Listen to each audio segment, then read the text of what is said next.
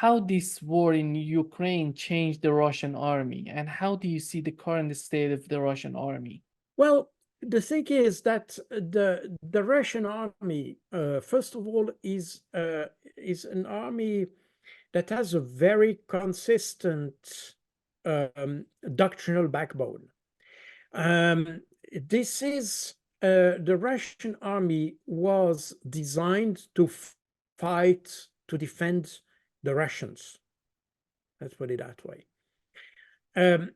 If you compare that to Western armies, they were probably designed that way during the Cold War. But after the Cold War, Western armies were redesigned to fight, I could almost say, colonial wars, in fact, that you had in Iraq, in Afghanistan, and all that. And that affected the equipment of these armies. I mean, the type of equipment you need in a war in Iraq or Afghanistan, which is close to a counterinsurgency war. You need a completely different type of equipment than in a conventional war as you have in Ukraine, for instance. So that's the first aspect. But the second aspect, probably more importantly, the most significant aspect is that it broke the doctrinal continuum of the Western armies. The Western armies were built after the Second World War with the defense of the European continent in mind. And therefore, you had the buildup of conventional armies organized like conventional forces with division, battalions, whatever, and tanks, and I mean, everything you can imagine as a conventional army. But fighting in Iraq required a totally different doctrinal mechanism and apparatus and system, if you want. And the Russian army has never had this kind of dilemma. It had it probably as it was fighting the war in Afghanistan, but Afghanistan is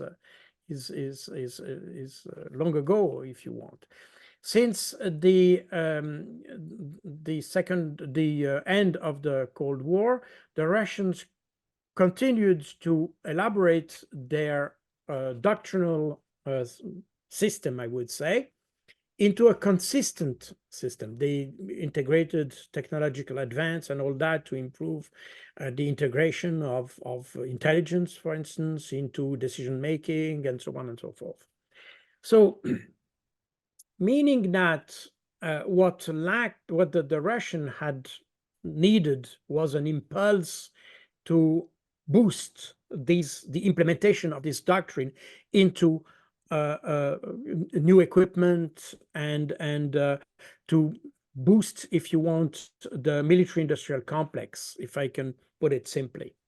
And this war in Ukraine gave, in fact, Russia the opportunity to rebuild or to reshuffle its military-industrial complex.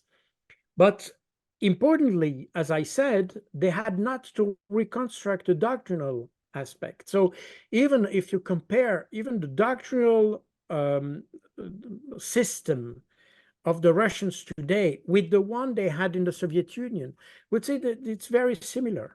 If you remove the Marxist dimension that you had in the Soviet Union, you have exactly the same doctrinal architecture. As a result, the Russians could, in fact, use the same, let's say, rationale, the same intellectual approach to the war as they had during the Cold War.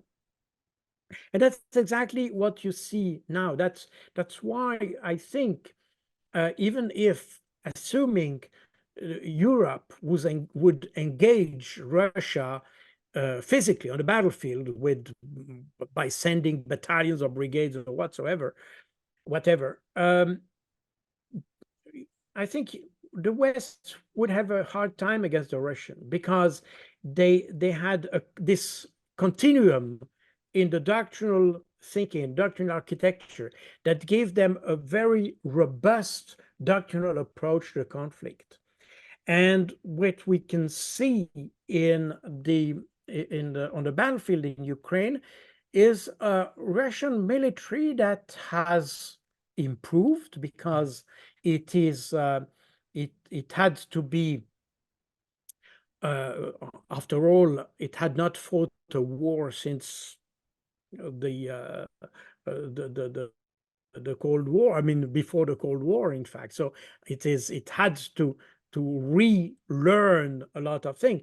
But the learning curve is probably easier to manage than the learning curve in the West if we would do the same.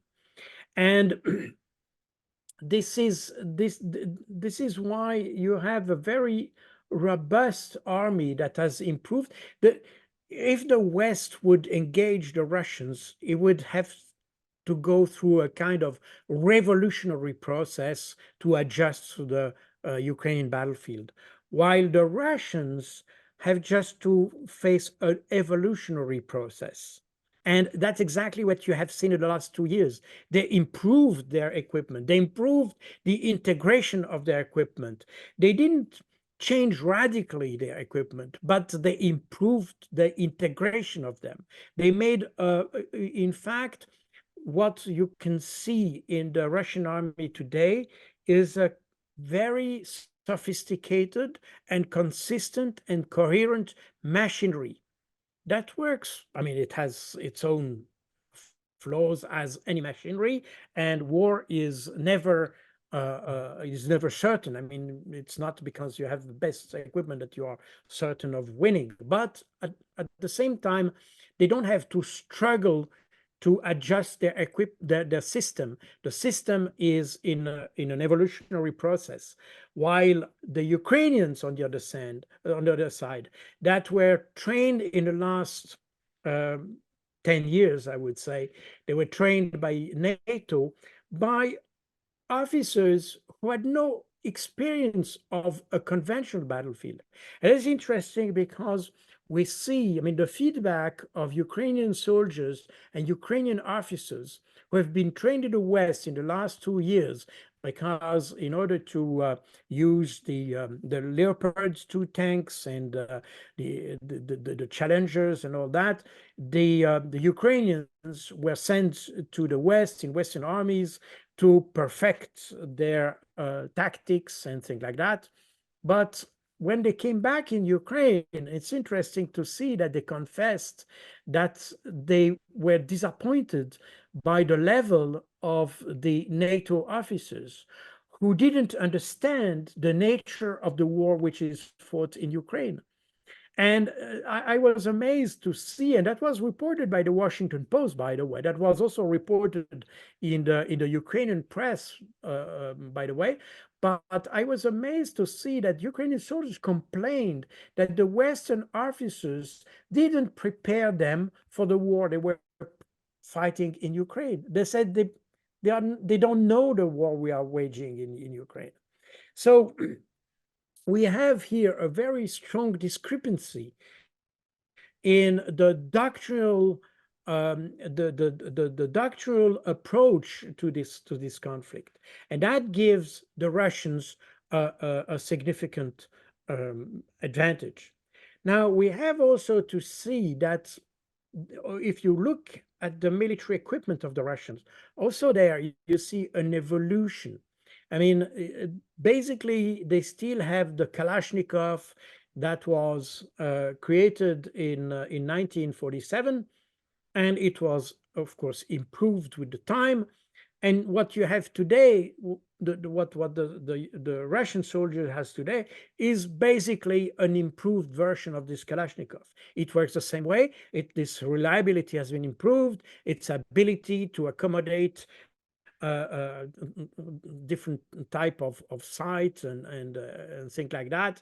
It has been adjusted to the modern battlefield, but in essence, this is the same equipment. If you look at the tanks, it's the same thing. Basically, when you look at a T-90, it has very strong resemblance with a T-72. It is basically, you have an evolution in the system.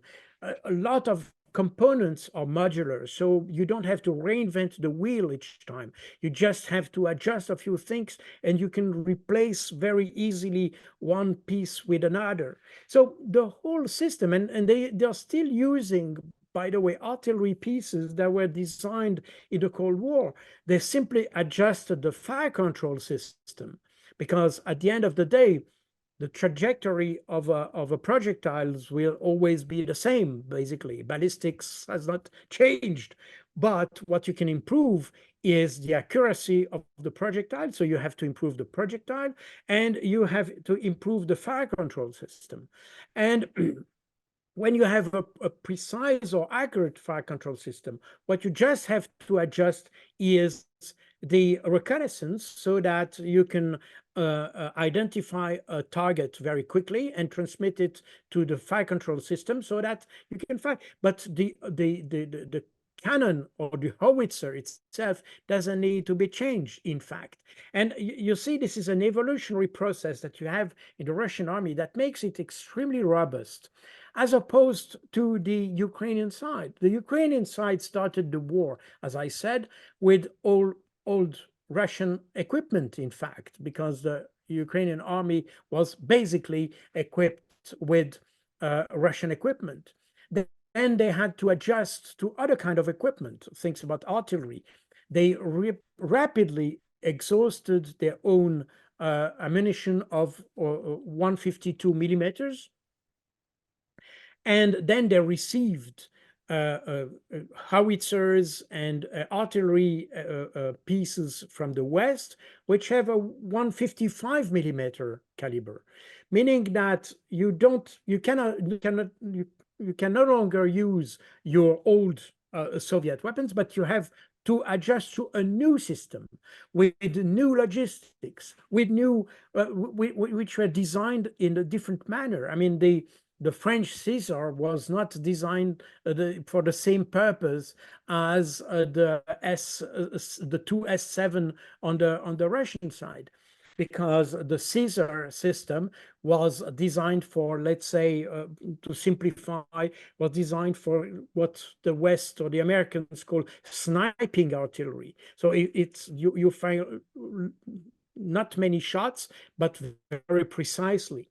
But for that, you need to have a very good integrated target acquisition system and very good integrated fire system, a fire control system. The problem is that the Ukrainians had to adjust systems coming from different countries and try to husband these different system and to marry them, if you want. While for the Russians, they had never had this problem. The integration, the operational integration of the weapon system was not an issue with the Russians, basically, while it is a consistent problem with the Ukrainians. As a result, you have, on the Russian side, you have a very consistent and coherent machinery. And on the Ukrainian side, and I would dare to say even the Western side, if we would be engaged or committed to this battle, the Ukrainian battlefield, even Western armies would have a hard time to adjust and to have a coherent approach to fighting the Russians.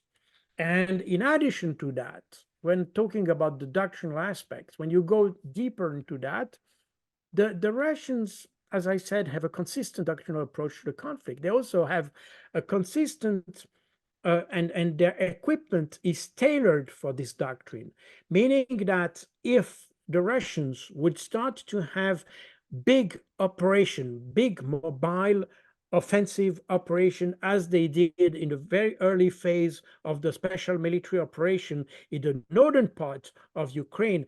I mean, big arrow operation, if you want. They have both the doctrine and the equipment to do so.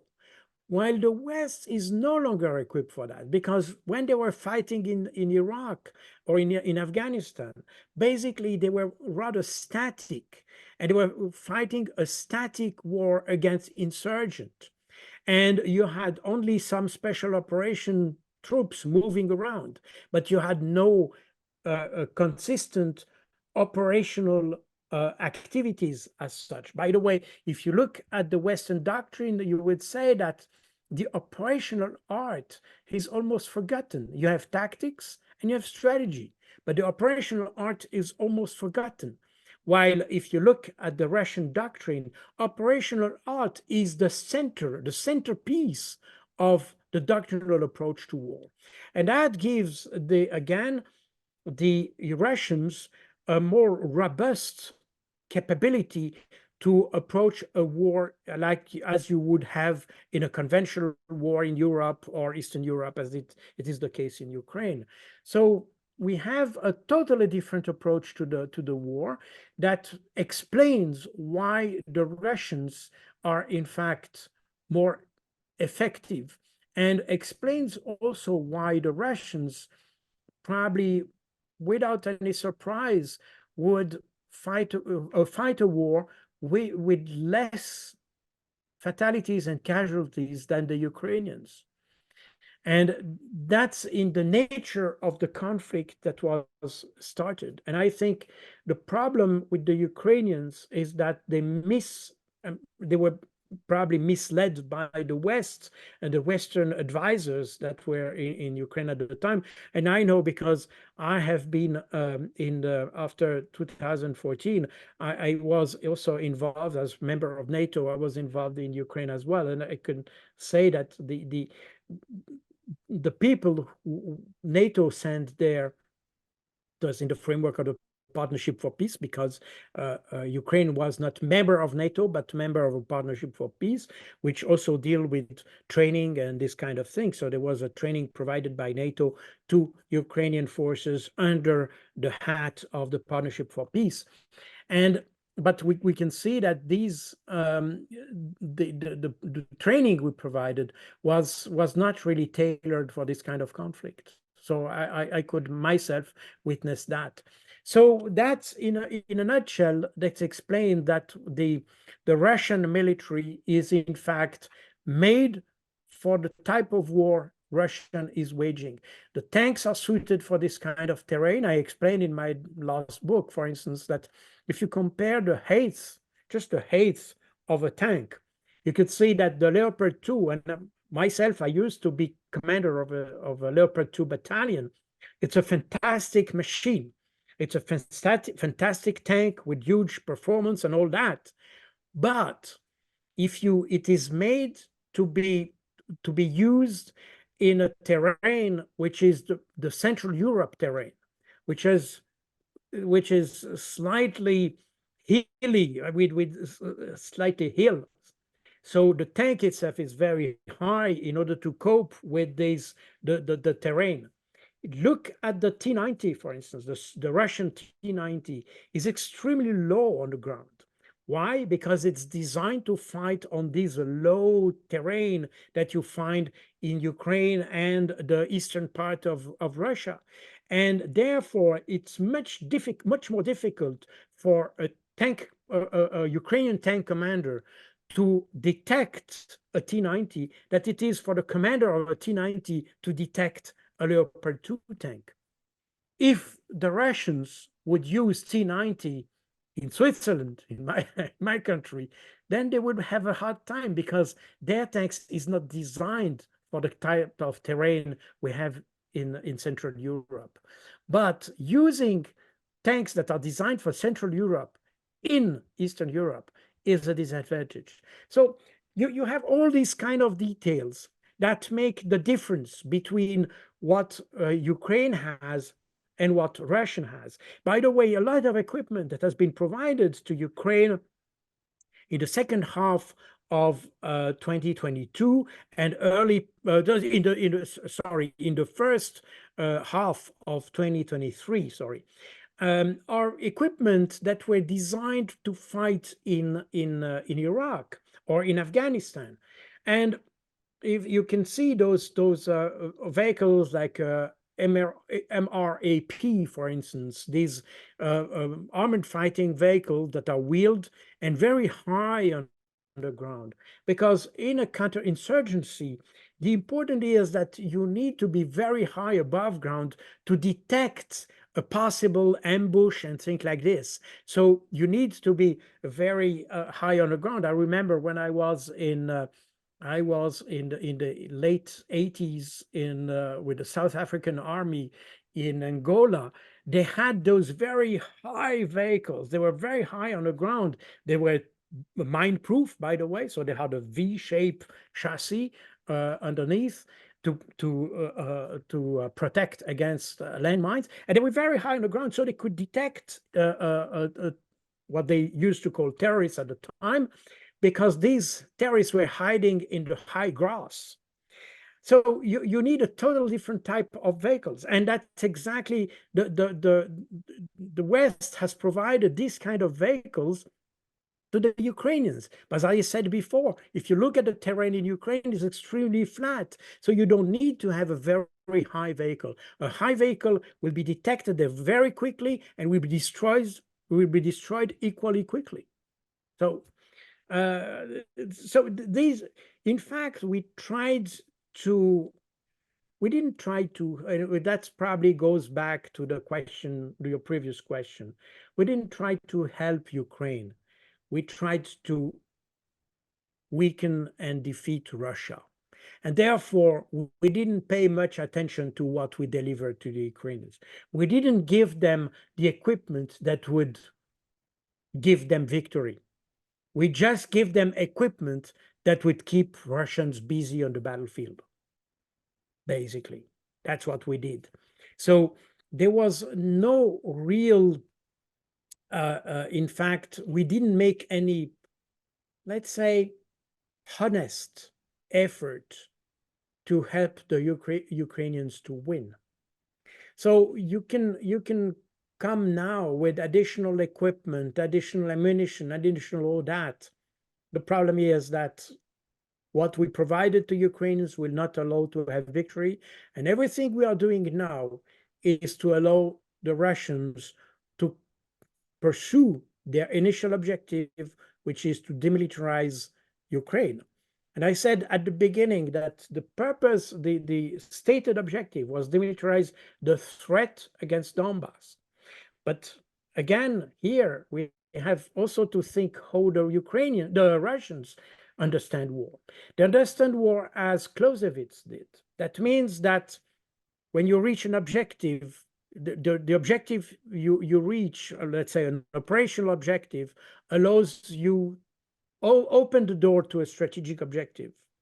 And if you reach a strategic objective, that opens the door to a political objective. That's why you used to say that the war is a continuation of politics with other means, because there's a continuum between military and politics. And for that reason, if you think about how the Russians approach this war, they reached the operational objective to discard or to demilitarize the threats, the threat to Donbass population. But now they understand after March 2022, that it will no longer possible. I mean, the West will not allow Ukraine to achieve or to go into a negotiation to find a political settlement to this conflict. So the Russians continue methodically. So they switch to demilitarizing the threat to Donbass to demilitarizing Ukraine. They will go like this. And when they say demilitarizing Ukraine, if we continue that way, that will translate into destroy Ukraine. So what we are making now, since in fact March 2022, is to push Ukraine into a black hole, in fact. And the Russians will continue methodically, and you have seen that they have stepped up their approach. I mean, they started to destroy now the critical infrastructure, what they have not done before. I mean, if you look carefully at what the Russians have done in late 2022, they have destroyed the electricity distribution centers, which is something that you can replace quite easily. But the problem is that the Ukrainians had to use their anti-aircraft system to protect these distribution centers. And the idea of the Russians, by attacking those distribution centers, was to deplete the anti-aircraft capabilities of Ukraine. And that was achieved. And now you see that the Ukrainians are in fact struggling to find anti-aircraft missiles because they have no longer this capability. And now what you see recently, you have seen the Russians attacking no longer distribution centers, but production center of electricity, because now they start to destroy Ukraine. And since the West has said there will be no negotiation with Russia, and we will continue to provide weapons. We even contemplate the idea of sending troops. So the Russians go a step further. They'll say, okay, so now that means that for us, we just have to make Ukraine inexistent. And they started to destroy the electricity production capabilities. You have seen the population of Kharkov moving westwards because they are leaving. So meaning that the second largest city of Ukraine is beginning to be emptied. And that means that slowly Ukraine will be restricted to a very small western part, in fact. And the Russians will continue that. The problem is that the West is still in this narrative that Russia is losing, that Russia is incapable of conducting army, that they are losing tanks, they are losing. If you look at the statistic, I don't know how it is in Brazil, but if you look at the Western media, it's you have just the impression that there is no Russian army anymore. But the opposite is true. And when you have, we are back to the question of fatalities, because you may remember that recently Zelensky said that there was only 31,000 fatalities in Ukraine. I think any reasonable expert said that that is just impossible. I mean, this is basically what they have lost in the recent months, but this is absolutely not the reality. So we tend to be, let's say, we start to, how to say that, to believe in our own narrative, and we tend to deny the reality simply, and therefore we are pressing Ukraine to fight in a fight that will lead absolutely nowhere. And you know, I have written several books in about the Ukraine war. This is the one which is behind me here is the Russian Art of War, is the latest. By the It's way, I'm fourth. gonna put the link to your books in the description of this video. Okay, thank you very much.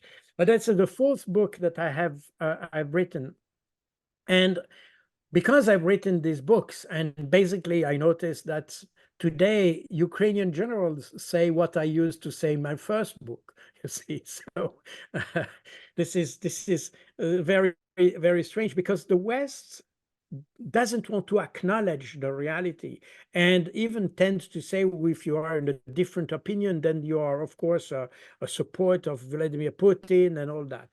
But the reality is that because we didn't want to accept the very factual reality on the ground, we have led Ukraine on the wrong way.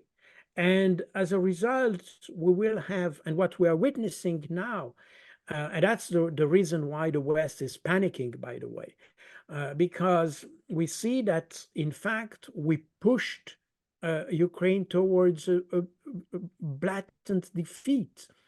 And again, this is something which is totally irrational. And I myself, but I have a military background, and you know the military, the characteristics of the military is that they tend to make their judgment based on the reality. Because for us, the reality of the battlefield, it's not theory. When you have the enemy in front of you, this is a real enemy, and you have to fight a real enemy. And for that reason, we tend to assess the situation as it is.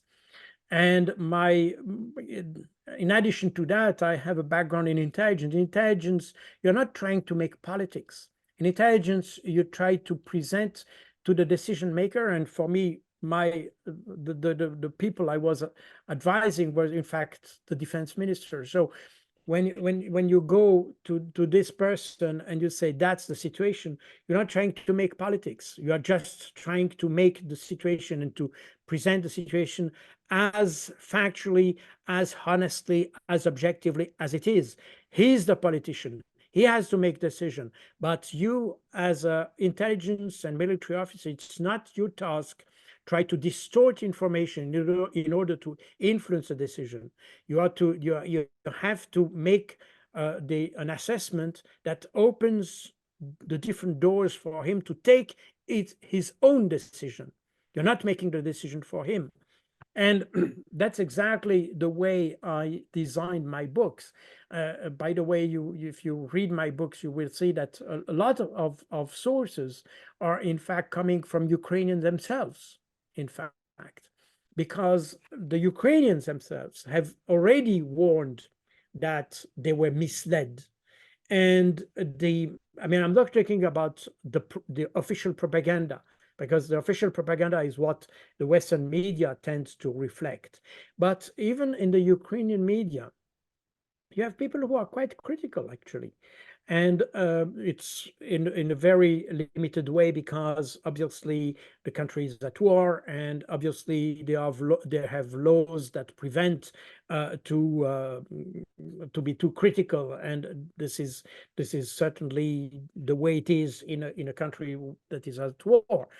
But even in the Ukrainian media, you had severe critics about the way the West was supporting the Ukraine, including, as I said before, the type of training they received from the Western armies, because they said, well, this training is not adapted to what we are witnessing every day in our